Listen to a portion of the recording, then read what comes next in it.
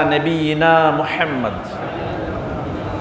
সম্মানিত উপস্থিতি, পবিত্র কুরআনুল কারীম থেকে দুটি আয়াত অংশ তেলাওয়াত করেছি। তদালোকে সামান্য সময়ের মধ্যে তথ্যবহুল বিবরণী দিয়ে আপনাদের উপকারার্থে নির্দিষ্ট একটি শিরোনামে আজকের আলোচনা শুরু করার প্রয়াস করব ইনশাআল্লাহ। আজকের আলোচনার বিষয় মারিফাতুল্লাহ, আল্লাহকে জানা, চিনা। আমরা কি আল্লাহকে চিনি? চিনেন না সবাই? আল্লাহকে, আল্লাহর গুণগুলো দিয়ে আল্লাহ সুবহানাহু ওয়া তাআলার পরিচয় আমরা দিয়ে থাকি। আবার গুণেকে প্রশ্ন করলে যার নাম আসে তিনি হচ্ছেন কে? আল্লাহ। তো বিষয়টা হচ্ছে আমাদের জীবনের কাজগুলোকে দুটি ভাগে ভাগ করা হয়। একটা হচ্ছে আমালুন কলবিয়ুন, অন্তরের আমল, অর্থাৎ অন্তর দিয়ে করা আমলগুলোকে আমালুন কলবিয়ুন বলে, এটার নাম হচ্ছে আকীদা।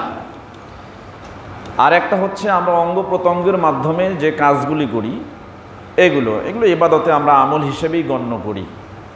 তো আকীদা নিয়ে আমরা আলোচনা করেছি এর পূর্বে, আপনারা জানেন। তো আকীদা কাকে বলে এ সম্পর্কে মুহাম্মদ সালেহ আল উসাইমিন রাহিমাহুল্লাহ পরবর্তী সময়ে সালেহ ইবনে ফাওজান আল ফাওজান হাফিজাহুল্লাহ আকীদাতুত তাওহীদের 9 নম্বর পৃষ্ঠার মধ্যে উল্লেখ করেছেন যে আকীদা শব্দের অর্থ হচ্ছে রাবাতুশ শাই, কোনো জিনিসকে বেঁধে ফেলা। আকদ মানে গিরো দেওয়া, বন্ধন করা। তো কোনো জিনিসকে বেঁধে ফেলা, রাবাতুশ শাই। তো আকীদা কাকে বলে? তিনি বলছেন মায়াদিনু বিহিল ইনসান, মানুষ যেটাকে দিন হিসাবে গণ্য করে, বিশ্বাস করে, এটার নাম হচ্ছে আকীদা। এখন যদি বলা হয় যে আপনাকে সৃষ্টি করেছেন কে, আপনার বিশ্বাস থেকে উত্তর দিবেন কে? আল্লাহ। এটা হচ্ছে আপনার আকীদা। তো আকীদা হচ্ছে আমালুন কলবিয়ুন, এটা হচ্ছে অন্তরের আমল, আকীদা। তো আল্লাহ সুবহানাহু ওয়া তাআলা আমাদের জন্য আকীদা দিয়েছেন, যে আকীদার নাম হচ্ছে আকীদা ইসলামিয়া, ইসলামী আকীদা। এজন্য আল ইরশাদ ইলা সহিহুল ইতিকাদ আলা আহলিশ শিরক ওয়াল ইলহাদ কিতাবের 7 নম্বর পৃষ্ঠায় সালেহ ইবনে ফাওজান আল ফাওজান হাফিজাহুল্লাহ তিনি এখানে বলছেন আল আকীদাতুল ইসলামিয়া হিয়া, আকীদাতুল ইসলামিয়া হচ্ছে ওটাই বাআসাল্লাহু বিহা রাসূলাহু, যেটা দিয়ে আল্লাহ সুবহানাহু ওয়া তাআলা এই পৃথিবীতে রাসূলকে প্রেরণ করেছেন। তাহলে রাসূল কি নিয়ে এসেছেন? আকীদা ইসলামিয়া নিয়ে এসেছেন। এরপরে গেছে ওয়া আনজালা বিহা কুতুবাহু, এবং যেটার জন্য আল্লাহ সুবহানাহু ওয়া তাআলা কিতাব নাজিল করেছেন, এটাই হচ্ছে আকীদা ইসলামিয়া। তাহলে যে কারণে রাসূল অবতীর্ণ হয়েছে এবং যা দিয়ে কিতাব নাজিল হয়েছে, এটার নাম হচ্ছে আকীদা ইসলামিয়া। আউজাবাহা, আর এটাকে তিনি ওয়াজিব করেছেন। আউজাবাহা লিজামিইল খালকি জিন্নি ওয়াল ইনস, মানুষ এবং জিনের মধ্যে যত সৃষ্টি আছে সকলের জন্য আবশ্যক, ফরজ হচ্ছে ইসলামী আকীদা লালন করা, ধারণ করা। সম্মানিত উপস্থিতি, আল্লাহ সুবহানাহু ওয়া তাআলা বলছেন পবিত্র কুরআনুল কারীমের সূরা জারিয়াত অধ্যায় 51 আয়াত 56, আল্লাহ বলছেন ওয়ামা খালাকতুল জিন্না ওয়াল ইনসা ইল্লা লিয়াবুদুন। আল্লাহ বলছেন আমি মানুষ এবং জিনকে সৃষ্টি করেছি, কেন বলেন তো? এটা কমন আয়াত, আপনারা জানেন না? মানুষ এবং জিনকে সৃষ্টি করেছি একমাত্র কার ইবাদতের জন্য? এই জন্য অনেক মুফাসসিরিনে কেরাম এই আয়াতের শেষ শব্দ লিয়াবুদুন এর অনুবাদ করেছেন লিইউহিদুন, আল্লাহ সুবহানাহু ওয়া তাআলাকে একক সাব্যস্ত করার জন্য আল্লাহ বলছেন আমি মানুষ এবং জিনকে সৃষ্টি করেছি। তাহলে ইবাদতে আপনি একক সাব্যস্ত করবেন, একমাত্র যার ইবাদত করবেন তিনি কে? আল্লাহ। আল্লাহ সুবহানাহু ওয়া তাআলা আরেক জায়গায় বলছেন সূরা বনী ইসরাঈল ইসরা অধ্যায় 17 আয়াত 23, এখানে আল্লাহ বলছেন ওয়াকাযা রাব্বুকা আল্লা তা'বুদু ইল্লা ইয়্যাহু ওয়া বিল ওয়ালিদাইনি ইহসানা। আল্লাহ বলছেন তোমার রব তোমাদের আদেশ করেছেন তোমরা একমাত্র ইবাদত করবে কার? আল্লাহ সুবহানাহু ওয়া তাআলার। তাহলে আল্লাহ সুবহানাহু ওয়া তাআলার নির্দেশই হলো মানুষ এবং জিনের উপরে একমাত্র আল্লাহ সুবহানাহু ওয়া তাআলার ইবাদত করা, তাকে ইবাদতে একক সাব্যস্তকরণ করা। আর এই দাওয়াতটাই ছিল প্রত্যেক নবী রাসূলের। এমন কোনো নবী রাসূল এই পৃথিবীতে আসেন নাই যে এই তাওহীদের দাওয়াত নিয়ে আসেন নাই, যে আকীদার দাওয়াত নিয়ে আসেন নাই। তাহলে নবী রাসূলগণের আগমনের কারণেই হচ্ছে আকীদার দাওয়াত দেওয়া, তাওহীদের দাওয়াত দেওয়া। যেমনটি আল্লাহ সুবহানাহু ওয়া তাআলা বলছেন সূরা নাহল অধ্যায় 16 আয়াত 36, আল্লাহ বলছেন ওয়ালাকাদ বাআসনা ফি কুল্লি উম্মাতির রাসূলা আন ইউবুদুল্লাহা ওয়াজতানিবুত তাগুত। আল্লাহ বলছেন আল্লাহ প্রত্যেকটা জনগোষ্ঠী, প্রত্যেকটা কমিউনিটি, প্রত্যেকটা জনসমাজের কাছে আল্লাহ রসুলকে প্রেরণ করেছেন। কেন? এই আদেশ দিয়ে আনে আবুদুল্লাহ, তারা যেন একমাত্র ইবাদত করে কার? আল্লাহর। এই জন্য প্রত্যেক নবী এসেই প্রথম দাওয়াত দিয়েছেন আকীদার দাওয়াত, ও আবুদুল্লাহ, কার ইবাদত করো। কারণ মানুষ আগে পত্তলিকের ইবাদত করত, প্রতিমার ইবাদত করত, গাছের ইবাদত করত, অগ্নির ইবাদত করত, সূর্যের ইবাদত করত, চন্দ্রের ইবাদত করত। সৃষ্টিতে এমন কিছু যা আছে যেগুলোকে আল্লাহ সুবহানাহু ওয়া তাআলা সৃষ্টি করেছেন সেগুলোর ইবাদত করত মানুষ। তাদেরকে ওখান থেকে ফিরিয়ে একমাত্র ইবাদতের হকদার যিনি, তিনি হচ্ছেন আল্লাহ সুবহানাহু ওয়া তাআলা। এই আল্লাহর দিকে ইবাদত করার এবং ইবাদতে তাকে একক সাব্যস্ত করার জন্য দাওয়াত দিতে আল্লাহ সুবহানাহু ওয়া তাআলা যুগে যুগে সমস্ত জনগোষ্ঠীর নিকটে নবীকে প্রেরণ করেছেন। তেমনিভাবে আমাদের নবী মুহাম্মদুর রাসূলুল্লাহ সাল্লাল্লাহু আলাইহি ওয়াসাল্লাম আমাদের আকীদার দাওয়াত দিয়েছেন। প্রথমে ইবাদত করতে বলেছেন কার? এসেই ঘোষণা করেছেন কুলু লা ইলাহা ইল্লাল্লাহ তুফলিহুন, তোমরা বলো একমাত্র ইবাদত পাওয়ার যোগ্য উপাস্য মাবুদ আল্লাহ ছাড়া সত্য কোনো মাবুদ নেই। যদি তোমরা এটাকে স্বীকার করে নাও তুফলিহুন, তোমরা কি হয়ে যাবে? সফলতা অর্জন করতে পারবে। সম্মানিত উপস্থিতি, আল্লাহ সুবহানাহু ওয়া তাআলা বলেন সূরা বাকারা অধ্যায় 2 আয়াত 256, এখানে বলছেন যে ফামাই ইয়াকফুর বিত্তাগুত ওয়া ইউমিন বিল্লাহ ফাকাদ ইসতামসাকা বিল উরওয়াতিল উসকা লা ইনফিসামা লাহু। আল্লাহ সুবহানাহু ওয়া তাআলা বলছেন যে ব্যক্তি তাগুতকে অস্বীকার করবে, কারণ পৃথিবীতে অনেক মাবুদ আছে, অনেক মাবুদ আছে। তো তাগুত কাকে বলে? এই আয়াতের ব্যাখ্যায় তাফসীরুল কোরআনুল আযীম 1 নম্বর খণ্ড 683 নম্বর পৃষ্ঠা 2 নম্বর সূরা বাকারার 256 নম্বর আয়াতের ব্যাখ্যায় এখানে উল্লেখ করা হয়েছে কুল্লুন মা ইউ'বাদু মিন দুনিল্লাহ, আল্লাহকে বাদ দিয়ে যার ইবাদত করা হয় তাকে বলা হয় তাগুত। কথা কি বুঝতে পারছেন? তাহলে হিন্দুরা প্রতিমার পূজা করে, ইবাদত করে, এটা কি তাগুত? এটা কি তাগুত। যারা অগ্নির উপাসনা করে এটা কি তাগুত। তারপরে সূর্যের উপাসনা করে, এই ক্ষেত্রে যারা সূর্যের ইবাদত করে তারা কি তাগুত। তাহলে আল্লাহর সৃষ্টি যাকে মাবুদ হিসেবে গ্রহণ করা হবে সে কি তাগুত। কথা কি বুঝতে পারছেন? তা আল্লাহ সুবহানাহু ওয়া তাআলা বলেছে ফামাই ইয়াকফুর বিত্তাগুত, যে ব্যক্তি তাগুতকে অস্বীকার করবে, তাগুতকে অস্বীকার করবে, ওয়া ইউমিন বিল্লাহ, এবং আল্লাহ সুবহানাহু ওয়া তাআলাকে স্বীকার করবে। এখানে ঈমান শব্দের অর্থ স্বীকার করা। ঈমান শব্দের অর্থ কি? স্বীকার করা। তাহলে তাগুতকে অস্বীকার করবে এবং কি করবে? ওয়া ইউমিন বিল্লাহ, আল্লাহকে স্বীকার করবে। ফাকাদ ইসতামসাকা বিল উরওয়াতিল উসকা, সেজন্য সুদৃঢ় হাতল ধারণ করলো, লা ইনফিসামা লাহু, যেটা বিচ্ছিন্ন হওয়ার নয়, যেটা থেকে সে সরে যাবে না।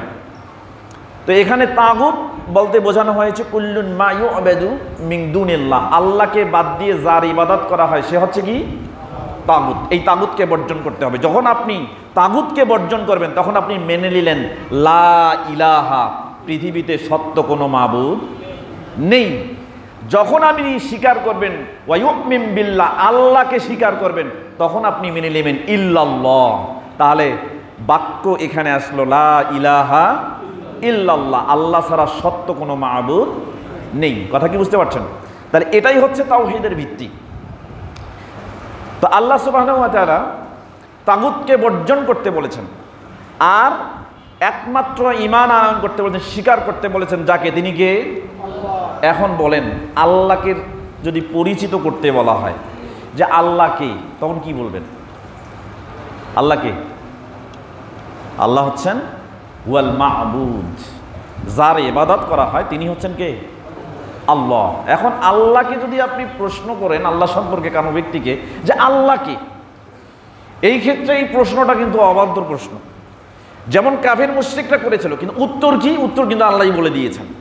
তো এই প্রসঙ্গে একটা হাদিস আছে, যে হাদিসটা তিরমিজিতে আসছে, আবু তাফসিরুল কুরআনুল কারীম, কুরআনুল কারীমের তাফসীর সংক্রান্ত অধ্যায় সময় একটা শিরোনাম বাবু সূরাতুল ইখলাস, সূরা ইখলাসের তাফসীর সংক্রান্ত একটা অনুচ্ছেদ রয়েছে, 3364 নম্বর হাদিস।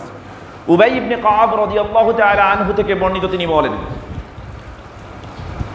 তিনি বলছেন যে আন্নাল মুশরিকিনা ক্বালু লিরাসূলিল্লাহ সাল্লাল্লাহু আলাইহি ওয়াসাল্লাম, একদিন মুশরিকরা এসে আল্লাহর নবী সাল্লাল্লাহু আলাইহি ওয়াসাল্লামকে প্রশ্ন করছেন, সরাসরি জিজ্ঞাসা করছেন। কি জিজ্ঞাসা করছেন? তারা এসে বলছেন যে উনসুব লানা রব্বাকা, তোমার রবের বংশ কি? তোমার রবের বংশ কোথা থেকে তিনি এসেছেন এটা আমাদেরকে বলো। চিন্তা করেন, এইভাবে প্রশ্ন করা জায়েজ আছে? কাফির মুশরিকরা তারা করলো, আল্লাহর নবী সাল্লাল্লাহু আলাইহি ওয়াসাল্লামকে জিজ্ঞাসা করলেন যে তোমার রবের বংশ পরিচয় দাও। তখন আনজালাল্লাহু তাআলা, তখন আল্লাহ সুবহানাহু ওয়া তাআলা ছোট্ট একটা সূরা নাজিল করলেন, যেটা কুরআনুল কারীমের 112 নম্বর সূরা। সূরাটার নাম হচ্ছে সূরাতুল ইখলাস। পড়তে পারেন না আপনারা? আল্লাহ বলছেন কুল হুয়াল্লাহু আহাদ, নবী আপনি বলুন যে আল্লাহ এক। আল্লাহুস সামাদ, আল্লাহ হচ্ছে অমুখাপেক্ষী, তিনি কারো মুখাপেক্ষী নন। আল্লাহর পরিচয় দেখেন, কুল হুয়াল্লাহু আহাদ, আল্লাহ এক। আল্লাহুস সামাদ, তিনি অমুখাপেক্ষী, তিনি কারো মুখাপেক্ষী। লাম ইয়ালিদ ওয়া লাম ইউলাদ, তিনি কাউকে জন্ম দেননি, তাকেও কেউ জন্ম, তাহলে তার বংশ আছে? চিন্তা করেন, পরিচয় এটাই আল্লাহ। ওয়া লাম ইয়াকুল লাহু কুফুয়ান আহাদ, তার সমকক্ষ পৃথিবীতে কেউ, কোথাও কেউ নেই, তার সমকক্ষ কেউ নেই। এটাই আল্লাহর পরিচয়। দেখেন, এই মাপকাঠি দিয়েই আপনি আল্লাহকে মানুষের সামনে পরিচিত করতে পারবেন। পৃথিবীর যত মাবুদ আছে সবগুলোকে বাতিল করার জন্য আল্লাহর এই সংক্ষিপ্ত পরিচয়টাই যথেষ্ট। এছাড়াও যদি আপনি প্রমাণ করতে চান, আল্লাহর পরিচয় জানতে চান, তাহলে সূরা বাকারা অধ্যায় 2 আয়াত 255, এই আয়াতটা আপনারা অনেকেই মুখস্থ করছেন। আয়াতুল, বলতে পারেন না? আল্লাহু লা ইলাহা ইল্লা হুয়াল হাইয়ুল কাইয়ুম, আল্লাহ হচ্ছেন তিনি, লা ইলাহা ইল্লা হুয়া, তিনি ছাড়া সত্য কোনো মাবুদ নেই। হাইয়ুল কাইয়ুম, তিনি চিরঞ্জীব, সর্বদাই জীবিত, সব কিছুর নিয়ন্তা। হাইয়ুল কাইয়ুম, লা তাখুযুহু সিনাতুন ওয়ালা নাওম, তাকে তন্দ্রাও ধরে না, নিদ্রাও ধরে না। তার মানে তার তন্দ্রাও তাকে আচ্ছন্ন করতে পারে না, নিদ্রাও তাকে আচ্ছন্ন করতে পারে না। লা তাখুযুহু সিনাতুন ওয়ালা নাওম, লাহু মা ফিস সামাওয়াতি ওয়া মা ফিল আরদ, আসমান এবং জমিন সমূহে যা কিছু আছে সব কিছু কার? কি আর পরিচয় চান আপনি? কি পরিচয় চান? আর কি পরিচয় যাবেন? প্রশ্নকারী, প্রশ্ন যাকে করা হয়েছে সব কিছুই কার? পড়েন নাই? সূরা আল ইমরান, সূরা আনাম অধ্যায় 6 আয়াত 162, কুল ইন্না সলাতি ওয়া নুসুকি ওয়া মাহইয়ায়া ওয়া মামাতি লিল্লাহি রাব্বিল, বলুন ইন্না সলাতি, আমার সালাত, ওয়া নুসুকি, আমার কোরবানি, ওয়া মাহইয়ায়া, এবং আমার জীবন, ওয়া মামাতি, আমার মৃত্যু, লিল্লাহি রাব্বিল, কার? আল্লাহ সুবহানাহু। তাহলে আপনার জীবনটাই যদি আল্লাহর জন্য হয়, তাহলে আপনি আল্লাহর জন্য আর কি প্রশ্ন করতে পারেন বলেন? তা আল্লাহ সুবহানাহু ওয়া তাআলা লা তাখুযুহু সিনাতুন ওয়ালা নাওম, লাহু মা ফিস সামাওয়াতি ওয়া মা ফিল আরদ, মান জাল্লাযী ইয়াশফাউ ইনদাহু ইল্লা বিইজনিহি, কে আছে, কার ক্ষমতা আছে যে সুপারিশ করতে পারে একজন আরেকজন ব্যক্তির জন্য, যে ব্যক্তি অন্যের জন্য সুপারিশ করতে পারে আল্লাহর অনুমতি ব্যতীত, তার সামনে কে আছে? তাহলে কেউ যদি কারোর জন্য সুপারিশ নিতে চায়, সেই অনুমতিটা কার কাছে নিতে হবে? আগে আল্লাহর কাছে। আল্লাহ যদি অনুমতি দেন তবেই না তুমি সুপারিশ করতে পারবে। তাহলে এই পৃথিবীতে পীর, এই পৃথিবীতে বড় হুজুর, এই যে খানকা, এই যে দরবার শরীফ, এই যে মাজার, এই যে আস্থানায় যাচ্ছেন, বিভিন্ন পীর তরিকা ধরে আপনারা বলছেন ওনারা যেই পথে যায় আপনারাও সেই পথে যান, জাহাজে উঠায় আপনাকে কোথায় নিয়ে যাবে? জান্নাতে। ওই ব্যক্তি কি নিজে জানে আল্লাহ তাকে অনুমতি দিবে? জানে? আল্লাহ চ্যালেঞ্জ করেছেন তো, মান জাল্লাযী, কে সে? মান জাল্লাযী ইয়াশফাউ ইনদাহু ইল্লা বিইজনিহি, তার অনুমতি ব্যতীত কে তার নিকটে সুপারিশ করবে? কে সে? আছে কেউ? আল্লাহ বলছেন মান জাল্লাযী ইয়াশফাউ ইনদাহু ইল্লা বিইজনিহি ইয়ালামু মা বাইনা আইদিহিম ওয়া মা খালফাহুম। তিনি সামনে পিছনে যা কিছু আছে সব কিছুই জানেন। ওয়ালা ইয়াউদু হিফযুহুমা ওয়া হুয়াল আলিয়ুল আযীম। এবং আসমান জমিন সব কিছুই তিনি কি করছেন? হেফাজত করছেন। এটা তার পক্ষে কোনো অসম্ভব কিছুই নয়। তিনি হচ্ছেন আলিউল আযীম, তিনি হচ্ছেন সুউচ্চ এবং সুমহান। চিন্তা করেন, এটা আল্লাহর পরিচয়। এখন যদি আপনাকে জিজ্ঞাসা করে আল্লাহ কে, তাহলে এই পরিচয়ই যথেষ্ট না? আর ছোট্ট একটা সূরা, সূরাতুল ইখলাস, কুল হুয়াল্লাহু আহাদ আল্লাহুস সামাদ লাম ইয়ালিদ ওয়া লাম ইউলাদ ওয়া লাম ইয়াকুল লাহু কুফুয়ান আহাদ। সমস্ত কাফির মুশরিক এজাজ হয়ে গেছে, দুর্বল হয়ে গেছে। এই একটা ছোট্ট সূরার কাছেই তারা তাদের মাবুদদের পরিচয় পেশ করতে পারে নাই এবং তাদের অবিনশ্বরতা, চিরন্তন অবস্থান এটা প্রমাণ পেশ করতে পারে নাই। তারা কোনোদিন এরকম কোনো কথা তাদের ধর্মগ্রন্থে খুঁজে পায়নি, যেমনটা কোরআনুল কারীম আল্লাহ সুবহানাহু ওয়া তাআলা তার পরিচয় দিয়েছেন। এভাবে পৃথিবীর সমস্ত মাবুদকে বাতিল করে একমাত্র ইবাদতের যোগ্য মাবুদ হচ্ছেন যিনি, তার পরিচয় সুস্পষ্ট হয়ে যায়, তিনি কে? আল্লাহ। কথা কি বুঝতে পারছেন? এই জন্য আল্লাহ সম্পর্কে জানা, মারিফাতুল্লাহ হিয়া আসলুদ্দিন, এটা দিনের মূল বিষয়। এইটা দিনের মূল বিষয়। রুকনুত তাওহীদ, তাওহীদের এটা রোকন। আল্লাহকে জানতেই হবে যে আল্লাহ তিনি হচ্ছেন এক আল্লাহ, যার ইবাদত করতে হবে। তাকে একক সাব্যস্ত যদি করণ করা না হয় তাহলে আপনার তাওহীদ টিকবে না। তো তাওহীদের রুকনই হচ্ছে আল্লাহ সম্পর্কে আগে জানা। কথা কি বুঝতে পারছেন সম্মানিত উপস্থিতি? তো আল্লাহ সম্পর্কে জানতে হবে। আর এটাই হচ্ছে আউয়ালুল ওয়াজিবাতিশ শারঈয়্যা ফিল ইসলাম। ইসলামী শরিয়ার যতগুলো ওয়াজিবাত আছে, আবশ্যক বিষয় আছে, তার মধ্যে প্রথম বিষয় হচ্ছে কাকে জানা? কাকে চেনা? আল্লাহকে চেনা। আপনি আল্লাহকে চিনার জন্য আপনার নিজের চেহারার দিকে তাকান, আপনার চলার দিকে তাকান, আপনি যেদিকে যাচ্ছেন সেই রাস্তার দিকে তাকান, আপনি যে গন্তব্যে যাচ্ছেন সেই গন্তব্যের দিকে তাকান।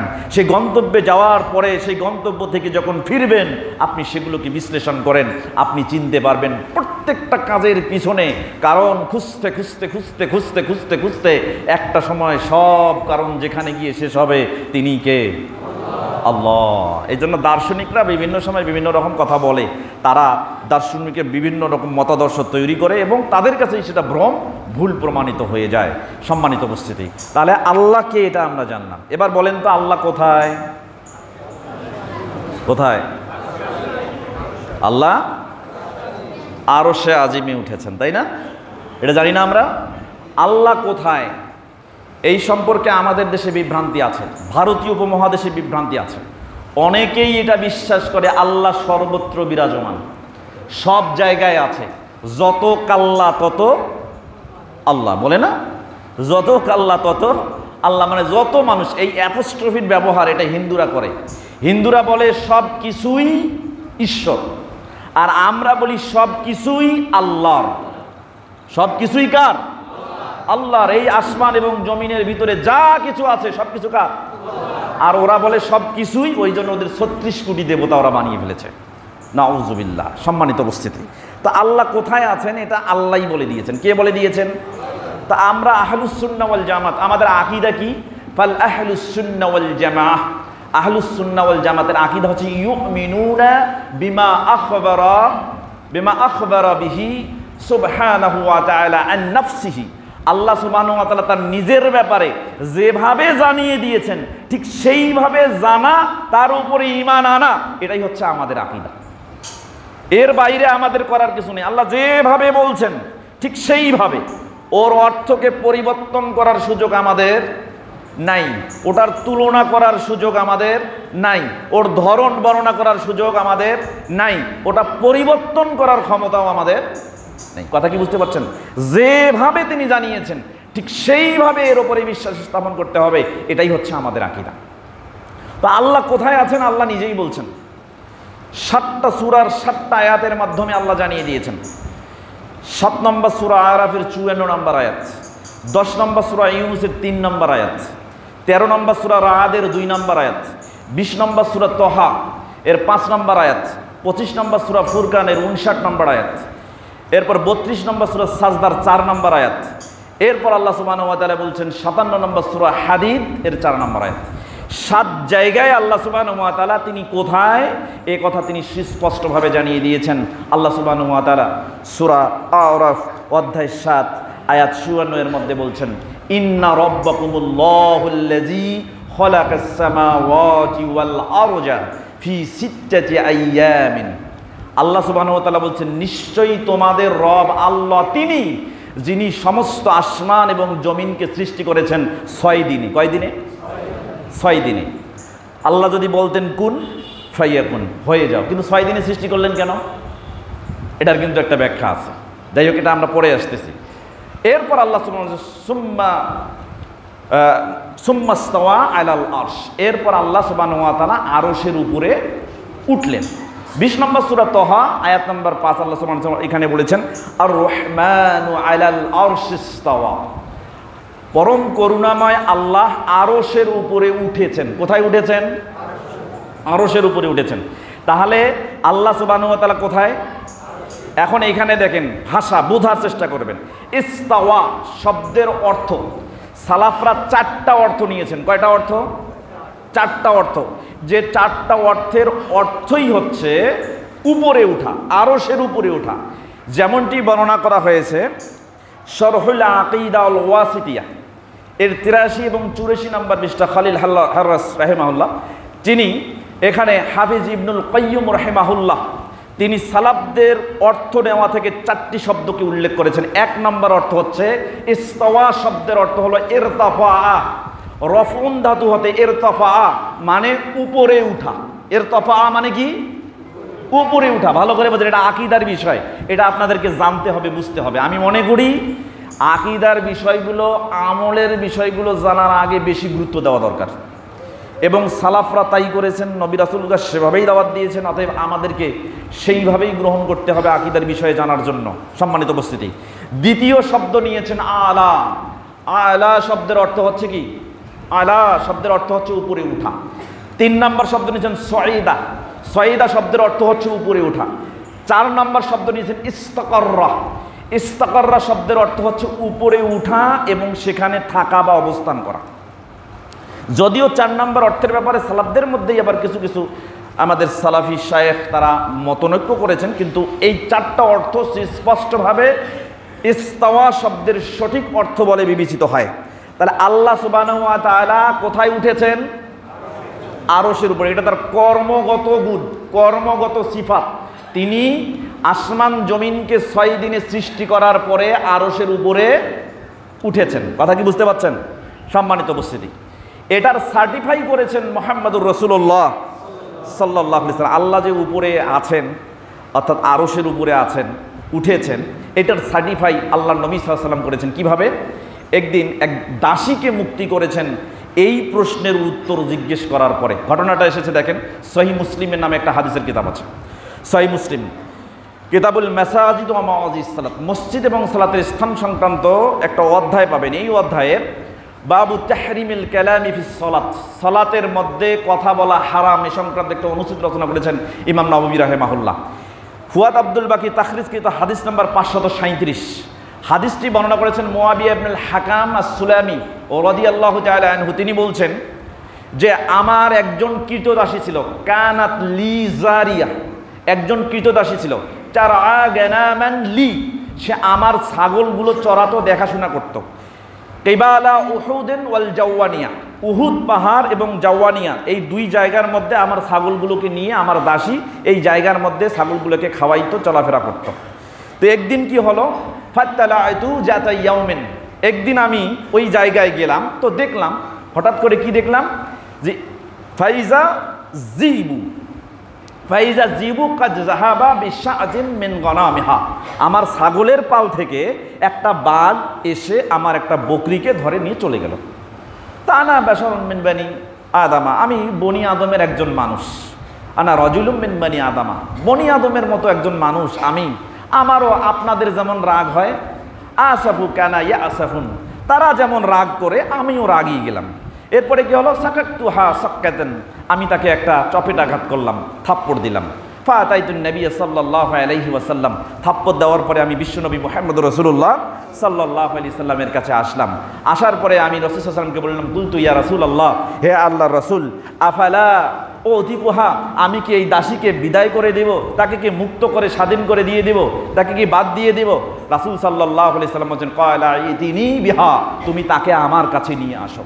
ফাতাইতু বিহা, তখন তিনি বললেন, আমি ওই দাসীকে বিশ্বনবী মুহাম্মদুর রাসূলুল্লাহ সাল্লাল্লাহু আলাইহি সাল্লামের কাছে নিয়ে আসলাম। ফাকালা লাহা রাসূলুল্লাহ সাল্লাল্লাহু আলাইহি ওয়াসাল্লাম, তখন আল্লাহর নবী ওই দাসীকে জিজ্ঞাসা করলেন, প্রথম প্রশ্ন, আইনাল্লাহ, বলো আল্লাহ কোথায়?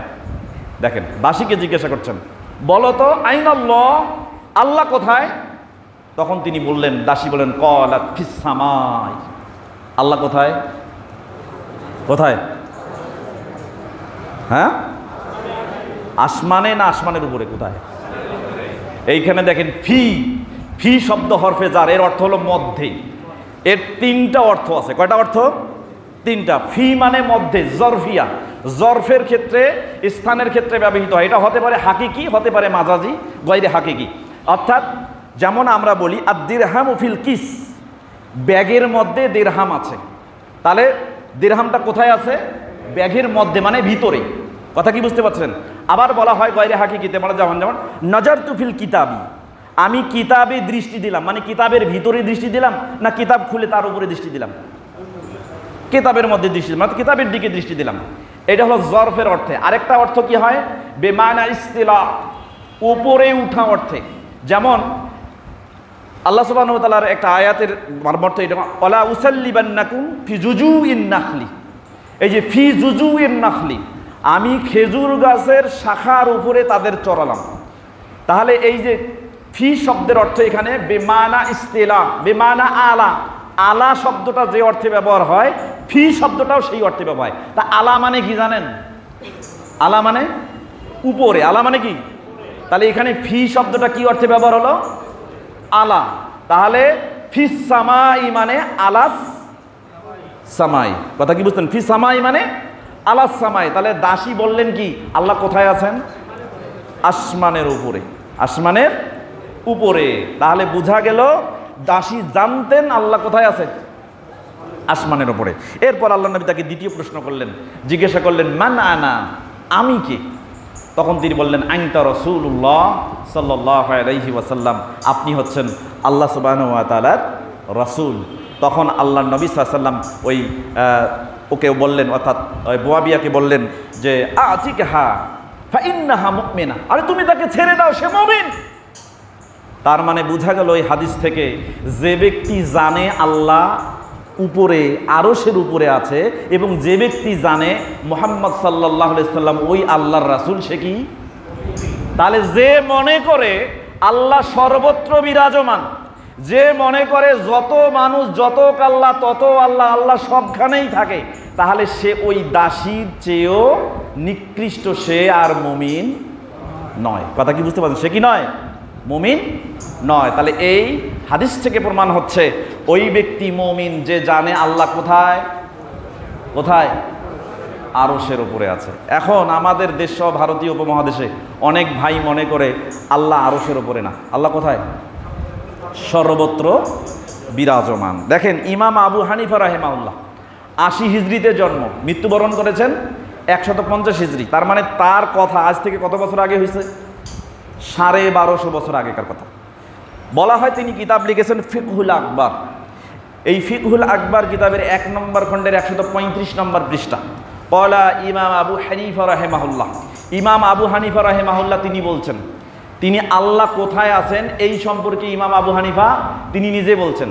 তিনি বলছেন, মান কলা, যে ব্যক্তি এই কথা বলে, লা আরিফু রব্বি ফিস সামাই আও ফিস আরদ, যে ব্যক্তি এই কথা বলে যে আমি জানি না, লা আরিফু রব্বি, আমি আমার রবকে জানি না, ফিস সামাই আও ফিল আরজ, সে আসমানে আছে নাকি জমিনে আসে, ফাকাদ কাফারা, সে কাফের হয়ে গেছে।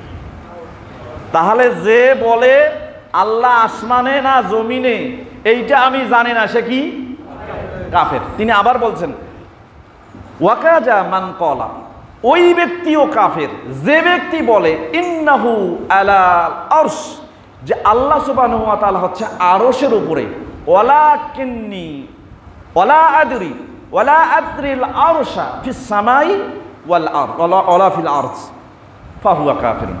যে ব্যক্তি এ কথা বলে যে আল্লাহ আরশের উপরে আছে, কিন্তু আরশটা কোথায়, আসমানে না জমিনে, এইটা আমি জানি না, সে ব্যক্তিও কি কাফের। তাহলে বোঝা গেল আল্লাহ আছে কোথায়, আরশ, আর আরশ কোথায়, তাহলে আরশও উপরে, তার উপরে আল্লাহ। কথা কি বুঝতে পারছেন? তাহলে কোনো ব্যক্তি এ কথা বলবে না যে আমি জানি আল্লাহ আরশের উপরে, কিন্তু আরশ কোথায় এটা জানি না, তাহলে সে কি কাফের। তাই তিনি বলছেন যে ফাল্লাহু তাআলা ইউজা মিন আলা, কারণ আল্লাহর কাছে আমরা চাই, উপরে জেনে চাই। কখন আমরা হাত তুলে দোয়া করি, আপনি এককভাবে নফল সালাতে হাত তুলে দোয়া করবেন, এছাড়া যখন যেখানে হাত তোলার বৈধতা আছে তখন যদি আপনি হাত তুলে দোয়া করেন, হাত কোন দিকে তুলেন, নিচের দিকে না উপরের দিকে? তাহলে আপনি জানেন আল্লাহ কোথায়, কিন্তু বিশ্বাস করেন আল্লাহ সর্বত্র বিরাজমান। কথা কি বলছেন? তাহলে আপনি সুস্পষ্টভাবে ইমাম আবু হানিফা রাহিমাহুল্লাহর কৌল অনুযায়ী আপনি কি হয়ে গেছেন, কাফের হয়ে গেছেন। অতএব তিনি বলছে ওয়ালা মিন আসফলা, আল্লাহ নিচে নয়, আল্লাহ কোথায়, আরশে আজিমের উপরে। কথা কি বুঝতে পারছেন? ইমাম মালিক রাহিমাহুল্লাহকে জিজ্ঞাসা করেছিলেন, এই ঘটনা এসেছে মিশকাতের ব্যাখ্যা গ্রন্থ মিরকাতুল মাফাতিহ এর 2 নম্বর খণ্ডের 17 নম্বর পৃষ্ঠা, 13 নম্বর খণ্ডের 89 নম্বর পৃষ্ঠা, 2 জায়গায় তার কওলটা কোট করা হয়েছে। তাকে জিজ্ঞাসা করা হলো যে আল্লাহ সুবহানাহু ওয়া তাআলা বলেছেন, ইয়াহইয়া ইবনে ইয়াহইয়া থেকে বর্ণিত, তিনি বলেন যে আল্লাহ সুবহানাহু ওয়া তাআলা নিজেই বলেছেন আর রহমানু আলাল আরশি ইস্তাওয়া, আল্লাহ আরশে উঠেছেন। যদি আল্লাহ আরশে উঠেছেন, কাইফা ইস্তাওয়া, কিভাবে উঠেছেন? ইমাম মালিককে জিজ্ঞাসা করা হয়ে গেল। ফাআতরাকা মালিকুন রাসাহু, যখন এই প্রশ্ন শুনেছেন ইমাম মালিক মাথা নিচু করে ফেললেন, মাথা নিচু করে ফেললেন। হাত্তা আলাহু রুহাসা, যখন তিনি মাথা নিচু করলেন তার শরীর ঘামতে থাকলো, টেনশনে চিন্তায় বিমগ্ন হয়ে গেলেন। আশ্চর্য, এটা কেমন প্রশ্ন, চিন্তা করতে থাকলেন। তারপরে তিনি সুম্মা ক্বালা, এরপরে বললেন, তিনি বললেন আল ইস্তাওয়াউ গায়রু মাজহুলিন, আল্লাহ ইস্তাওয়া মানে উঠেছেন, এটা আমাদের অজানা না, এটা আমরা জানি, কারণ আল্লাহ আমাদেরকে জানিয়েছেন, এটা আমাদেরকে জানিয়েছেন।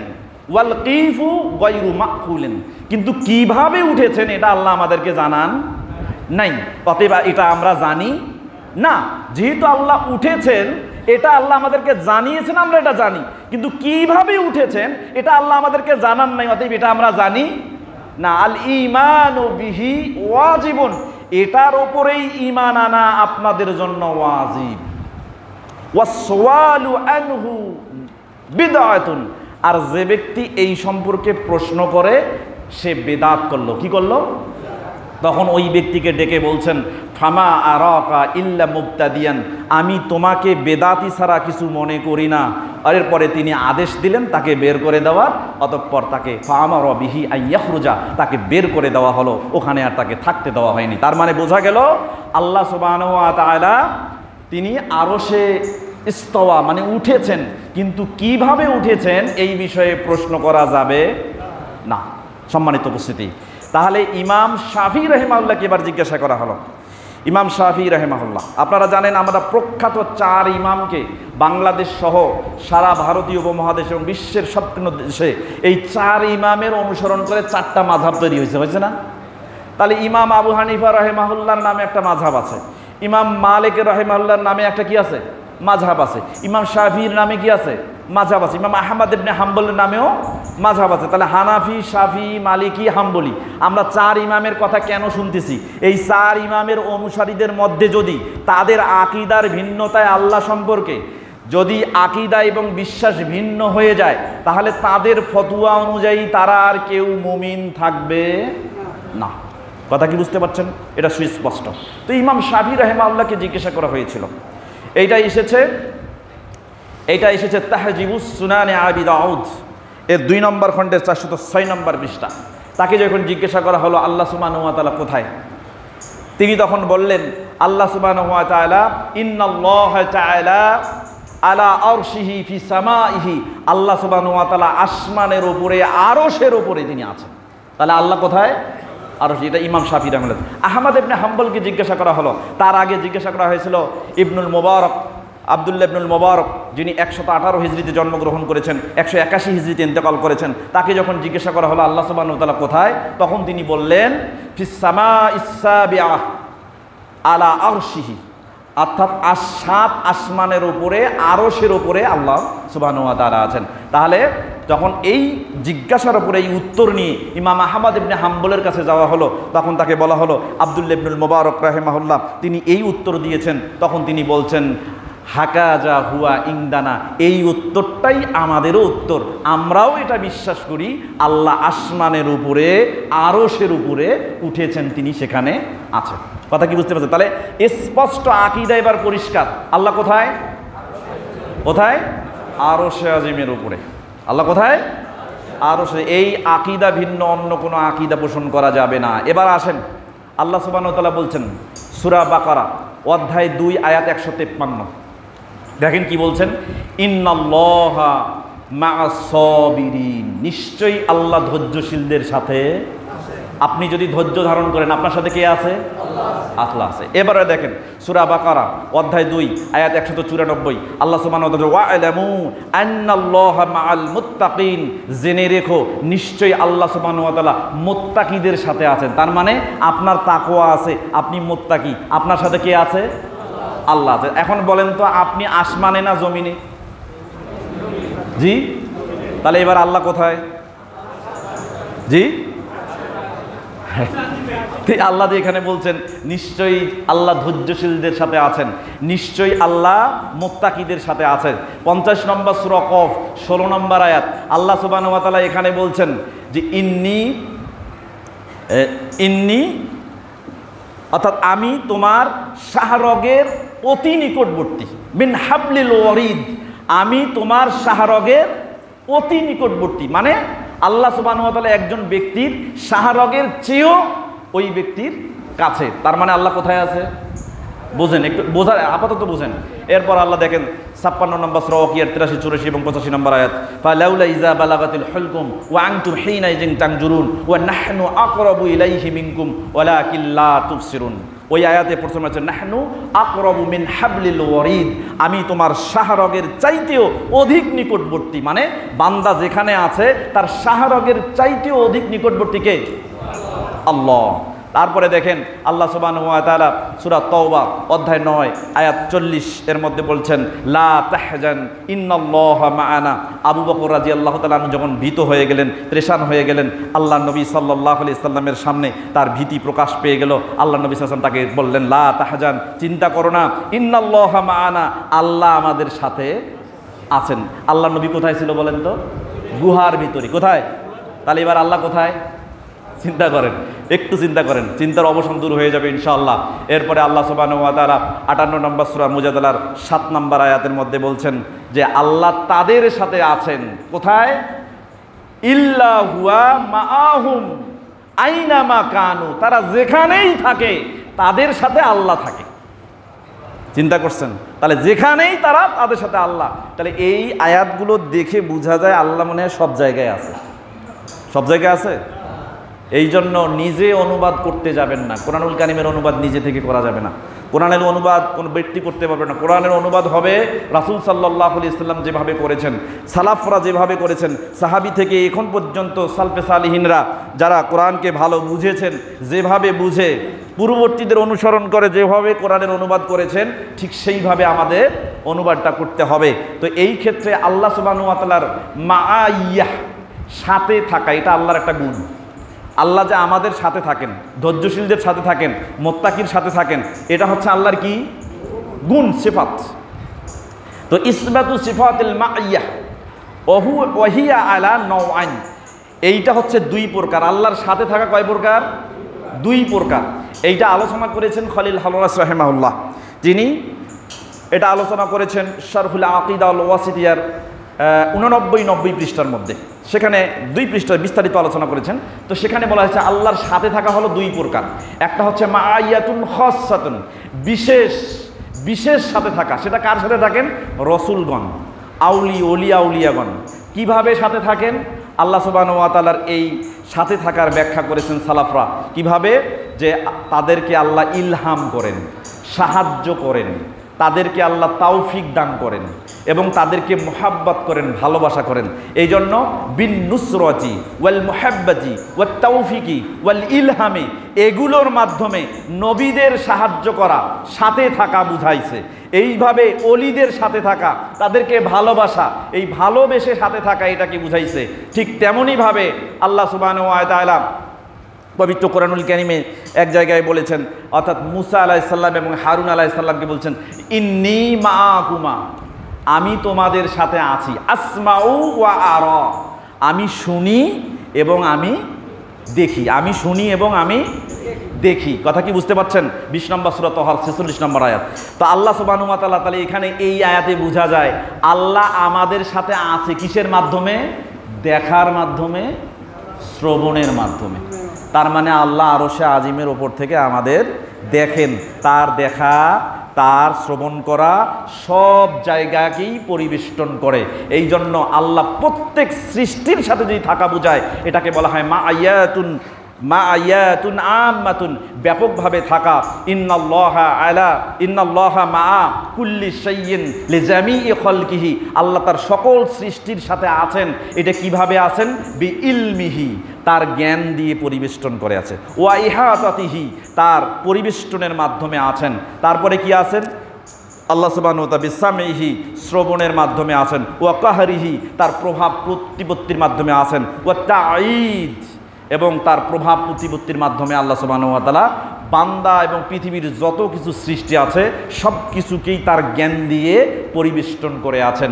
তাহলে এটার অর্থ এই নয় যে আল্লাহ সুবহানাহু ওয়া তাআলা সত্তাগতভাবে কোনো সৃষ্টির সাথে আছেন, এটা বিশ্বাস করা যাবে না। আল্লাহ সত্তাগতভাবে কোথায় আছেন? কোথায়? আরশে আজিমের উপরে আছে। তাহলে আকীদা ক্লিয়ার, আকীদা পরিষ্কার যে আল্লাহ সুবহানাহু ওয়া তাআলা কোথায়? আরশে আজিমের আবেদ। অতএব কোনো ব্যক্তি যদি এটা বিশ্বাস করে আল্লাহ সর্বত্র বিরাজমান, তাহলে সে যদি শাফি হয়, সে যদি মালিকি হয়, সে যদি হাম্বলি হয়, সে যদি হানাফি হয়, তাহলে তাদের ফতোয়া অনুযায়ী সে সুস্পষ্টভাবে ঈমান হারিয়ে কি হয়ে গেছে? কাফের হয়ে গেছে। সুনির্দিষ্ট দুটি বিষয়, আল্লাহ সুবহানাহু ওয়া তাআলার পরিচয়ে, আল্লাহ কে এটা জানলাম এবং আল্লাহ কোথায় আছেন এটা জানলাম। সুতরাং এই আকীদার উপরে সুস্পষ্ট সালাফদের বক্তব্য অনুযায়ী বিষয়টি আমি আপনাদের সামনে স্পষ্ট করার চেষ্টা করেছি। আল্লাহ সুবহানাহু ওয়া তাআলা সম্পর্কে আমাদের আকীদাকে সহি রেখে সহি আকীদার উপরে আমরা যেন প্রতিষ্ঠিত থাকতে পারি, আল্লাহ সেই তৌফিক আমাদের দান করুন। সকলে বলি আমিন। আসসালামু